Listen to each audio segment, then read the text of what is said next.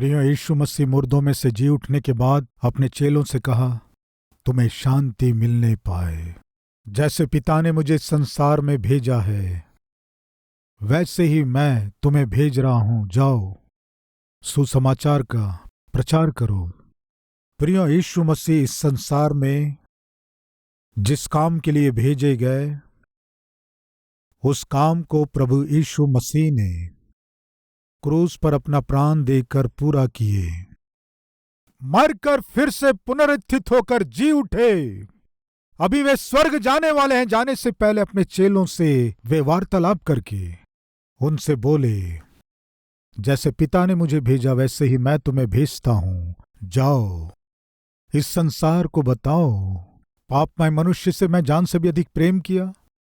वे नाश न हो इसलिए अपने प्राण को ही उनके लिए दे दिया। जाकर बताओ। इस तरह प्रभु उस दिन अपने चेलों से बोले। प्रियो, आज हमसे भी बोल रहे हैं।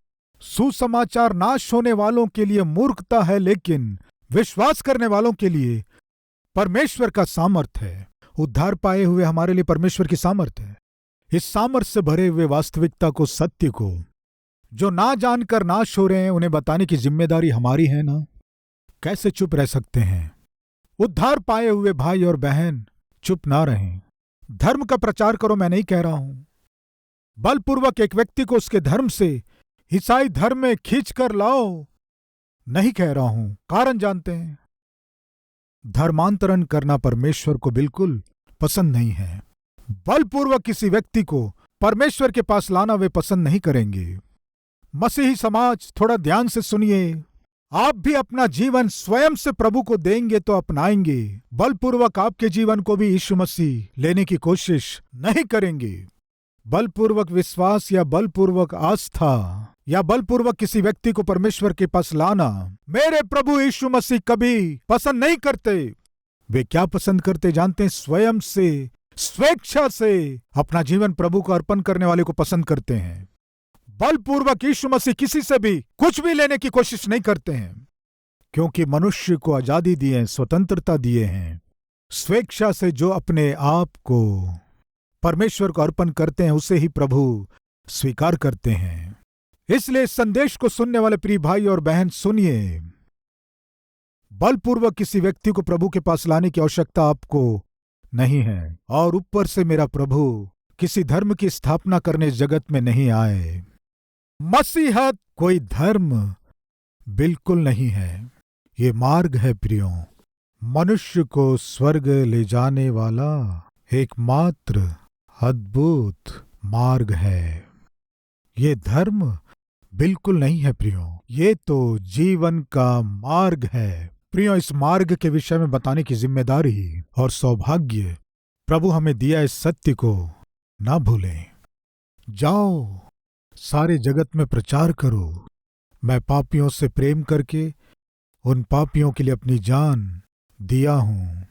अब किसी को नरक जाने की आवश्यकता नहीं है। मेरे किए गए बलिदान को विश्वास करने से काफी है। जाकर बताओ। प्रिय, इस तरह प्रभु यीशु मसीह ने उस दिन चेलों से कहा। आज वैसे ही प्रभु हमसे भी कह रहे हैं। प्रिय, हम जिम्मेदारी को पूरी करें। प्रियो, सुसमाचार प्रचार करने में, सुसमाचार बताने में अद्भुत हथियार क्या है जानते हैं? बताऊं क्या? दीपक कभी भी आवाज नहीं करते हैं। खामोशी के साथ संसार को प्रकाश प्रदान करते हैं। यानी अर्थ जानते हैं? हम इस संसार में लोगों को मार्ग दिखाना है तो हमें बकबक करने की आवश्यकता नहीं है। आपका जीवन प्रज्वलित होना काफी है। आपका जीवन ही बहुतों को प्रकाश देगा। प्रभु यीशु मसीह ने कहा, तुम जगत की ज्योति हो। आप अंधकार के कामों को छोड़कर, अंधकार के जीवन को छोड़कर आप ज्योति के संतान बनकर जियो। अपने आप ही उस ज्योति में बहुत से लोग चलेंगे। असली और वास्तविक सुसमाचार क्या है जानते हैं? आपका जीवन है। बदला हुआ आपका जीवन ही असली सुसमाचार है। आपके जीवन के बदलाव को देखकर, आपके जीवन की शांति को देखकर, आपके जीवन के आनंद को देखकर आपके समान मुझे जीना है तो क्या करना है? ऐसा प्रश्न सामने वाले व्यक्ति के मन में उत्पन्न होना ही असली सुसमाचार है। ऐसे ना होकर आप अपने मन मर्जी से जीते हुए, मुंह में जो आए वो कहकर, गालियां देकर, सुबह से शाम तक झूठ बोलते हुए, सामने वाले को चोट पहुंचाते हुए, धोखेबाजी करते हुए, और रविवार को चर्च आइए, आपका जीवन अद्भुत हो जाएगा कहने से वो आपको देखकर, तो फिर तुम्हारा जीवन ऐसा क्यों हो गया? तुम्हारा हाल ऐसा क्यों है? उस प्रभु के पास जाने से जीवन सुधर जाता कहने से तुम्हारा जीवन ऐसा बर्बाद क्यों हो गया है? प्रिय भाई और बहनों, सबसे पहले हमारा जीवन सुधर गया है ये आपको नहीं कहना है, आपके चारों ओर के लोग कह पाना है। तब वे आपसे पूछना है, इतना अद्भुत सुधार आप में आया है, ये कैसे संभव हुआ? एक समय शराबी थे, घुमक्कड़ थे, सबसे झगड़े करते थे, अभी इतनी शांति से, पवित्रता से जी रहे हो, ये कैसे संभव हुआ? इस तरह सामने वाला पूछ सके, ऐसा जीवन जीना ही असली गवाही है। प्रियो, मुंह खोलकर प्रभु के विषय में बता पाना यही असली सुसमाचार है। प्रियो, प्रभु ने कहा था तुम यरूशलेम में ठहरे रहना, मैं जाकर पवित्र आत्मा परमेश्वर को भेजूंगा, तब तुम सामर्थ पाओगे। पवित्र आत्मा आने पर तुम सामर्थ पाओगे और मेरे गवाह होगे। इस तरह प्रभु ने कहा। पवित्र आत्मा जब पाओगे तुम कूदोगे, इस तरह प्रभु ने नहीं कहा प्रियो, तुम सामर्थ पाकर मेरे गवाह बनोगे। यरूशलेम में, यहूदिया में, सामरिया में, पृथ्वी की छोर तक तुम मेरे गवाह होगे। ये था जो प्रभु ने कहा। हमें गवाह होना था, संसार के लिए नमक और ज्योति होना था हमें। अब भी संसार में जीते हुए, संसार के लोगों के समान जीते हुए, संसार की आशाओं में जीते हुए, उनमें से एक होकर परमेश्वर के पास आने से आपका जीवन बदल जाएगा कहने से कौन विश्वास करेगा? इस कारण ही तो अन्य जातियों के मध्य मेरा नाम अपवित्र होता है, प्रभु ने कहा। प्रियो, आपका जीवन वचन के विरुद्ध होने से जो आपको देखते हैं उनमें से कोई भी मसीह को उद्धारकर्ता के रूप में ग्रहण नहीं कर पाएंगे, ये सत्य है। सबसे पहले आपका जीवन बदलना है और ये बदलाव आपके चारों ओर के लोगों को प्रभावित करना है। उनमें एक प्रश्न उठना है, तुम्हारे जैसा जीना है तो मुझे क्या करना है? प्रियो, उस दिन पौलुस और सिलास को भयानक रूप से मारकर बंदी गृह में डाल दिए, उनके हाथ पैर को जंजीरों से बांधकर कोठरी में डाल दिए। उस बंदी गृह में जंजीरों के मध्य ऐसी भयानक स्थिति में पौलुस और सिलास को रोना था, पर वे भजन गाते हुए, स्तुति करते हुए जब प्रार्थना कर रहे थे, वहां के कैदियों को आश्चर्य हुआ। भयानक हत्यारे, डाकू, चोर बहुत ही आश्चर्यचकित हुए। ये लोग मार खाए हैं फिर भी आनंद से भजन कर रहे हैं। प्रियो, हो सकता उन भजनों में सुसमाचार था, हो सकता उनके गीतों में यीशु मसीह के सत्य को प्रकट करने वाला संदेश रहा हो। वे जो प्रार्थना किए उसमें परमेश्वर का प्रेम प्रकट हुआ हो। पता नहीं क्या हुआ, हम नहीं जानते, लेकिन परमेश्वर अद्भुत काम किया। भूकंप हुआ, बंदी गृह के द्वार खुल गए, जंजीरें टूट गईं। बंदी गृह में रहने वाले सारे कैदी को भागना था, लेकिन प्रियो नहीं भागे। चोर, डाकू, हत्यारे जब बंदी गृह के द्वार खुल गए फिर भी नहीं भागे। बंदी गृह के कैदी शायद भाग गए होंगे ये सोचकर उस बंदी गृह का दरोगा तलवार निकालकर जब अपने आप को मारने लगा, तब पौलुस और सिलास चिल्लाकर बोले, कोई हानि मत करना, तुम अपने आप को मत मारो, हम कहीं नहीं गए हैं, हम सब यही हैं। कैसे संभव हुआ? प्रियो, सामान्यतः हमें कोई मारे या दोष लगाए या निंदा करे, सताए या जख्मी करे, ऐसे लोगों को यदि कोई कष्ट आने से या कोई तकलीफ होने से, ऐसों पे कोई दुख आकर यदि वे मरने लगे तो हम बहुत खुश होते हैं, हाँ या नहीं? वो बंदी गृह का अधिकारी पौलुस और सिलास को बहुत मारकर जख्मी करके बंदी गृह में लाकर डाल दिया। जंजीरों में ताला लगाकर बाहर आने के बाद वही बंदी गृह का अधिकारी, शायद बंदी गृह के कैदी भाग गए हैं, तलवार निकालकर अपने आप को जब मारने लगा। पौलुस और सिलास के स्थान में आप होते तो क्या करते? मर अच्छा है मर, कहेंगे या नहीं? किस लिए? दुश्मन है ना, अन्याय से बंदी गृह में डाल दिया है ना, अपने आप को घायल कर रहा, तो सामान्यतः मनुष्य को क्या करना है? उसने जिसे घायल किया क्या करना है? मैं सोचा था तेरे दिन पूरे हो गए, तू मरेगा। जैसे मैं सोचा मेरी आंखों के सामने तुम मर गए, मेरे ही सामने अपने आप को मारकर मर गए, मुसीबत टल गई। हम होते तो कहते कि नहीं, लेकिन पौलुस और सिलास ऐसे नहीं थे। बंदी गृह का दरोगा जो इनका दुश्मन था, जब अपने आप को मारने लगा, रुको, अपने आप की कोई हानि मत करो, हम कहीं नहीं गए, यही हैं। जब द्वार खुल गए, पौलुस और सिलास को आसानी से भाग जाने के लिए अवसर था। प्रिय, पौलुस और सिलास हो सकते हैं, उनके साथ कैदी हो सकते हैं, वे उस बंदी गृह से बाहर नहीं गए। प्रियो, कैसा बदलाव था, अद्भुत बदलाव था। ये पौलुस और सिलास की प्रार्थना का प्रतिफल था। पौलुस और सिलास बंदी गृह में उनके द्वारा की गई प्रार्थना का ये प्रतिफल था। प्रियो, उस बंदी गृह के सारे कैदी बदल गए, जिन कैदियों को भागना था वे सुधर गए। कितना अद्भुत है। इसे देखकर बंदी गृह का दरोगा आकर कह रहा है, साहिबानो, साहिबानो, मुझे भी यदि तुम्हारे जैसा जीना है तो मुझे क्या करना होगा? यह है जो हमारे आसपास के लोग हमसे पूछना है, साहिबानो, उद्धार पाने के लिए मैं क्या करूं? हो सकता है जब वे भजन गा रहे थे, उद्धार के भजन गाए हों, प्रार्थना करते समय ये लोग उद्धार पाना है ऐसी प्रार्थना किए हों। परमेश्वर अद्भुत रूप से उत्तर देकर, भूकंप भेजकर, बंदी गृह के द्वारों को तोड़कर, जंजीरों के बंधनों को तोड़कर छुड़ाने पर भी वे भागे नहीं। अगर पौलुस और सिलास भाग जाते तो बंदी गृह के दरोगा को मार डालते। रोमी साम्राज्य में एक कानून था, यदि बंदी गृह का एक भी कैदी भाग जाए तो उस बंदी गृह के दरोगा को क्या दंड मिलता था जानते हैं? मृत्युदंड। प्रिय, पौलुस और सिलास को भागने का अवसर था, लेकिन भागे नहीं। कारण जानते हैं? यदि हम भाग जाएंगे तो दरोगा को मार दिया जाएगा।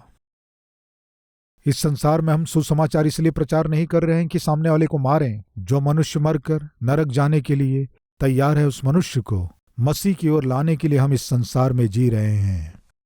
ये सत्य उन्हें भागने से रोक दिया। प्रियों, इसे देखकर बंदी गृह का दरोगा कह रहा है, साहिबानो, उद्धार पाने के लिए मैं क्या करूं? उद्धार पाना है तो मुझे क्या करना है? प्रियो, तब पौलुस और सिलास ने कहा, प्रभु यीशु मसीह पर विश्वास रख, तब तू और तेरा घराना उद्धार पाएगा। उसी रात को बंदी गृह का अधिकारी पौलुस और सिलास को अपने घर ले जाकर घर के लोगों को और आसपास के लोगों को बुलाया। प्रिय लोगों, सुनो, हमें स्वर्ग ले जाने वाले इस सत्य को सुनो। इस तरह पौलुस और सिलास प्रचार करने से सत्य के विषय में जब वे बताए, रातों ही रात बंदी गृह का अधिकारी और उसका सारा परिवार उद्धार पाया। प्रियो, और रातों ही रात बपतिस्मा ले लिए। प्रियो, क्या बंदी गृह का अधिकारी जानता नहीं था? पौलुस और सिलास के प्रचार करने वाले सुसमाचार के कारण ही तो उन्हें भयानक रूप से मारकर बंदी गृह में डाला गया था। वे अपने प्रभु का प्रचार कर रहे हैं, इसलिए तो उन्हें बेरहमी से मारकर उन्हें बंदी गृह में डाले थे। अभी वो और उसका परिवार पौलुस के सुसमाचार पर विश्वास करेंगे तो उसकी नौकरी रहेगी क्या? बताइए। उस बंदी गृह का अधिकारी पौलुस और सिलास को बंदी गृह में क्यों डाला था? सुसमाचार प्रचार करने के कारण ना। अन्याय से पौलुस और सिलास का फैसला सुनाया गया और जख्मी किए जाकर बंदी गृह में डाले गए। ये यीशु मसीह के सुसमाचार के कारण हुआ ना। अभी उसी यीशु मसीह को बंदी गृह का अधिकारी विश्वास करेगा तो उसकी नौकरी रहेगी क्या? उसे जीने देंगे क्या? अरे पापी व्यक्ति, ये लोग यीशु मसीह के सुसमाचार को सुना रहे हैं, इसलिए इन्हें मारकर जख्मी करके जेल खाने में डाल दिए हैं, तो उस यीशु मसीह पर तुम कैसे विश्वास कर लिए? तुम निर्भय होकर हमारी इच्छाओं और हमारी आज्ञाओं के विरोध में काम किए हो, इसलिए तुम्हें बंदी गृह के अधिकारी के पद से सस्पेंड कर रहे हैं। कहेंगे कि नहीं? निश्चय कहेंगे। प्रियो, उस दिन उस बंदी गृह के दरोगा ने जिस आनंद और खुशी को पाया, उसे जब वो अनुभव किया तो एक सत्य को जाना।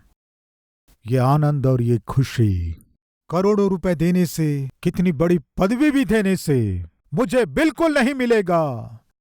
इस आनंद को मैं पा लिया हूं, इसलिए इस आनंद को पाने की खुशी में मैं कुछ भी खो दूं, वो मेरे लिए नुकसान नहीं है। नौकरी जाएगी, जाने से जाने दो। सब मेरा अपमान करेंगे, निंदा करेंगे, सवाल करेंगे, सवाल करने दो, निंदा करने दो, लेकिन मैंने जो उद्धार पाया है, ये उद्धार मुझे स्वर्ग लेकर जाएगा। युग युग तक परमेश्वर के साथ मैं रहने जा रहा हूं। उस आनंद से तुलना करने से इनकी निंदा और इनके दोष कुछ नहीं है। प्रियो, वो मसीह को ग्रहण किया, इसलिए प्रेरितों के काम की पुस्तक में एक सुंदर बात है। 16वें अध्याय के 34वें वचन में हम देखते हैं, तब उसने उन्हें अपने घर में ले जाकर उनके आगे भोजन रखा और सारे घराने समेत परमेश्वर पर विश्वास करके आनंद किया। क्या किए? आनंद किए। आनंद कर रहे उस बंदी गृह के अधिकारी के मन में कल के विषय में बहुत से विचार रहे होंगे। कल के दिन मैं यीशु मसीह पर विश्वास कर रहा हूं और मेरा परिवार भी विश्वास कर रहा है। ये सारे लोगों को मालूम चलने से, समाज को मालूम चलने से, अधिकारियों को मालूम चलने से प्रियो जानता है नौकरी जाएगी, लेकिन फिर भी उसने जो आनंद को पाया है उसे खोने के लिए वो तैयार नहीं था। प्रियो, एक देश में यीशु मसीह पर विश्वास करने के कारण 12 लोगों को बेरहमी से मार डालो, ऐसी आज्ञा जारी की गई और मारने वाला मार रहा था। प्रियो, भागे बिना उनमें से एक सैनिक बंदूक लेकर खड़ा रहा। एक एक जन लाइन से आ रहे थे, कुल्हाड़ी से एक एक जन की गर्दन काट रहे थे। जान जाने वाली ये जानकर भी उन 12 लोगों के चेहरे में खुशी थी, आनंद था। आनंद और खुशी के साथ एक के बाद एक आगे जा रहे थे, गर्दन कटकर नीचे गिर रहे थे। काटने वाला काट रहा था, पहरा देने वाला पहरा दे रहा था। वो पहरा देने वाला जब उनको देखा कि वे आनंद से अपने विश्वास की रक्षा कर रहे हैं, वे जब अपनी जान दे रहे थे, वो उन पर ध्यान दे रहा था। लेकिन अंत में आकर एक व्यक्ति अपने जान को बचाने के लिए, यीशु मसीह मुझे नहीं चाहिए, मुझे मेरी जान प्यारी है, यह कहकर अचानक अपनी बात बदल दिया, एक कदम पीछे हो गया। एक कदम पीछे होते ही पहरा देने वाला पुलिस, जो पहरा दे रहा था वो सैनिक बड़े ही तेजी से आया। प्रियो, वो व्यक्ति जब अपना कदम पीछे रखा, ये सैनिक आकर उसके स्थान में खड़े हो गया। इसके स्थान में मैं अपनी जान दूंगा, ये कहकर अपनी गर्दन झुका दिया। एक मिनट रुकिए। उनकी गर्दन जो काट रहा था उसे कुछ समझ में नहीं आया। ये क्या है? ये जो अब तक हमारे साथ का एक सैनिक था, ये सैनिक हमारे समान मसीह का और मसीह के लोगों का विरोध करता रहा, अचानक आकर अपना सिर यहां क्यों रख दिया? गर्दन काटने के लिए जो कुल्हाड़ी उठाया था, कुल्हाड़ी को वहां रखकर उसके सिर को उठाकर, तुझे क्या हुआ भाई? तू एक सैनिक होकर हमारे राज्य के उद्देश्यों को जानकर भी तुम अपनी जान देने के लिए गर्दन रखे हो, क्या हो गया तुम्हें? जिसने अभी तक विश्वास करता आया अभी अपनी जान बचाने के लिए पीछे हट गया, तो तुम क्यों आए हो? प्रियो, तब वो सैनिक ने कहा, सुनो, ये 12 लोग जब लाइन में खड़े थे, मैं एक दर्शन को देखा। क्या दर्शन देखे? इन 12 लोगों के पास स्वर्ग से परमेश्वर के दूत उतर आकर उनके बाजू में खड़े हैं। एक एक जन जब अपनी जान को गंवा रहे थे, वो महिमा से भरे हुए परमेश्वर का दूत आकर एक एक जन के हाथ को पकड़कर स्वर्ग ले जाते हुए मैंने देखा। जैसे इसने ये परमेश्वर मुझे नहीं चाहिए कहा, वहां वो स्वर्गदूत जब बच गया, मैंने सोचा ये सौभाग्य मुझे दोबारा नहीं मिलेगा। इस सत्य को जानकर जान गंवाना पड़े तो गंवा दूंगा, लेकिन इस स्वर्गदूत के साथ मुझे स्वर्ग जाना है, ऐसी आशा मुझे मजबूर किया। इसलिए इस प्रभु के लिए मैं भी अपनी जान देकर स्वर्ग जाने की आशा कर रहा हूं भाई। ये लोग इतनी खुशी से अपने प्रभु के लिए प्राण दे रहे हैं, तो इसका कारण क्या है मैं जान गया। मेरी आंखें खुल गई, इसलिए मैं देखा एक एक जन को परमेश्वर का दूत स्वर्ग लेकर जा रहे हैं। हमारे मरने के बाद कहाँ जाएंगे हम नहीं जानते, हमें कौन ले जाएंगे हमें नहीं पता, लेकिन मसीहों को अगर हम छुएंगे, यदि हम उन्हें मारेंगे, तो उनका परमेश्वर स्वर्गदूतों को भेजकर स्वर्ग में ले जाएंगे। इस सत्य को मैं जान लिया, इसलिए मैं आकर उस सौभाग्य को पाने की आशा कर रहा हूं। ये कहकर मरने के लिए सिर झुका दिया। ये है मसीहत, ये है मसीहों की आशा। प्रियो, इसीलिए तो 12 चेलों में से 11 चेले अपने प्राण को बलिदान कर दिए मसीह को प्रचार करने के प्रक्रिया में। मसीहत को जीवित रखने के लिए, मसीह के सुसमाचार को प्रचार करने के लिए कितने हजार और लाखों लोग अपने प्राणों को प्रिय नहीं जाने प्राणों को बलिदान दिए, जिसके कारण आज मसीहत जिंदा है। और आज हम मसीहों के रूप में उस विश्वास में बढ़ रहे हैं। इसका कारण जानते हैं? हमसे पहले इस मार्ग में से जो गए, मसीह के सुसमाचार को जीवित रखने के लिए अपने प्राणों की परवाह नहीं किए। प्रिय, उस दिन प्रभु आकर चेलों से कह रहे थे, जैसे मेरे पिता ने मुझे भेजा वैसे ही मैं तुम्हें भेज रहा हूं, जाओ। प्रियो, वही मसीह आज मुझसे और आपसे कह रहे हैं, मैं जिस तरह इस धरती में अपने पिता की मर्जी को पूरा किया और परिपूर्ण किया, तुम भी मेरी इच्छा को पूरी करो। इस संसार में ज्योति फैलाओ, मेरे प्रेम को बांटो। प्रियो, कम से कम आज से एक बहुमूल्य मसीह के रूप में, मूल्यों को जानने वाले मसीह के रूप में, बदले हुए मसीह के रूप में जीकर आपके आसपास के लोगों को प्रभावित करेंगे क्या? प्रियो, पौलुस और सिलास प्रचार नहीं किए। उनके व्यवहार के द्वारा, प्रार्थना के द्वारा बंदीगृह के सारे लोगों को सुधार दिए। आपका व्यवहार, आपका परिवर्तन ही बहुत से लोगों के जीवन को प्रभावित करेगा, प्रभु की उपस्थिति में लाएगा। ऐसा अनुग्रह मुझे चाहिए कहने वाले हैं तो मिलकर प्रार्थना करेंगे। आइए प्रार्थना करें।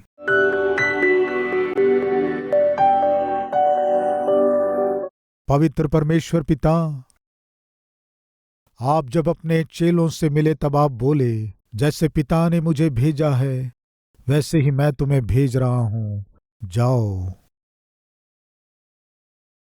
इस बुलाहट को सुनने वाले और स्वीकार करने वाले हम आज से ज्योति के संतान होकर जीना है। संसार के लिए नमक के समान स्वादिष्ट जीवन हमें दिखाना है।